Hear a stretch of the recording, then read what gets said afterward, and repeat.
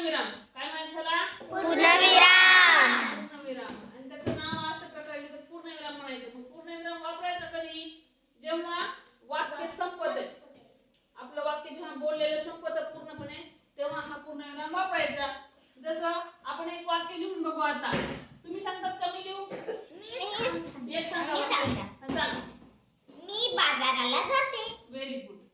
मी बाजारला जाते.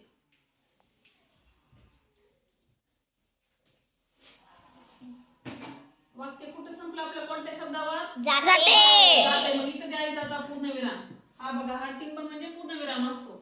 हे झालं एक. आणि दुसरं ह्याचा हे कसं आहे लक्षात घ्यायचं की संक्षेप शब्दाचा संक्षेप दाखवण्यासाठी आद्याक्षरापुढे द्यायचा टिंब, त्याला पूर्णविराम म्हणायचं. आता हा शब्द कोणता आहे? मी जो बोर्डावर लिहिलाय तो जिल्हा. आद्याक्षर म्हणजे सुरुवातीचा अक्षर. मग या शब्दामध्ये सुरुवातीचा अक्षर कोणतं आहे? जी. मग हा शब्द पूर्ण न लिहिता आपल्याला जिल्हा हा शब्द दाखवायचा तर आद्याक्षरापुढे म्हणजे जी. जिल्ह्याचा जी जो आहे तिथे आपल्याला जी लिहायचा आणि पुढे पूर्णविराम लिहायचा. असंच आपल्याला जर तालुका दाखवायचा आहे तर तालुक्याचा आद्याक्षर काय येईल? ता काढून काय करावं लागेल ना? पूर्णविराम. त्याचप्रमाणे आपल्याला परिषद आपण लिहून बघा जी प प्रा शा ह्याचा पूर्ण अर्थ काय आहे? जिल्हा परिषद प्राथमिक शाळा संगम. Very good. जिल्हा परिषद प्राथमिक शाळा छान. आता ह्याला आपल्याला संक्षिप्त रूपात द्यायचंय. कसं लिहू आता सांगा बरं मला?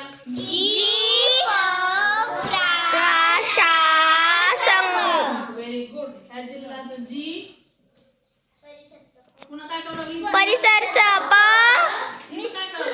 पूर्णविराम. Very good. हे महत्वाचं आपण हे शिकायलो ना जिल्ह्यानंतर परिसरचं पूर्णविराम. परत प्राथमिकचं प्रा. Very good. प्राथमिकचं प्रा आणि पुन्हा व्हेरी गुड. आणि पुन्हा काय येईल? पूर्णविराम येईल आणि नंतर संगम. संगमला आपल्याला शॉर्ट फॉर्म लिहिता येणार नाही कारण ते गावाचं नाव आहे ते पूर्णच लिहावं लागलं आपल्याला आहे की नाही. म्हणजे काही शब्द असे असतात ठराविक की त्यांना आपल्याला संक्षेप म्हणजे छोट्या स्वरूपात दाखवायचे. त्यासाठी त्याचा आद्याक्षर आपल्याला सुरुवातीला घ्यायचा आणि पूर्णविराम द्यायचा. कळालं? पूर्णविराम कधी द्यायचा? पूर्णविराम 2 स्थितीमध्ये द्यायचा. जेव्हा एखादं वाक्य घेऊन आपण पूर्ण होतो तेव्हा पूर्णविराम द्यायचा.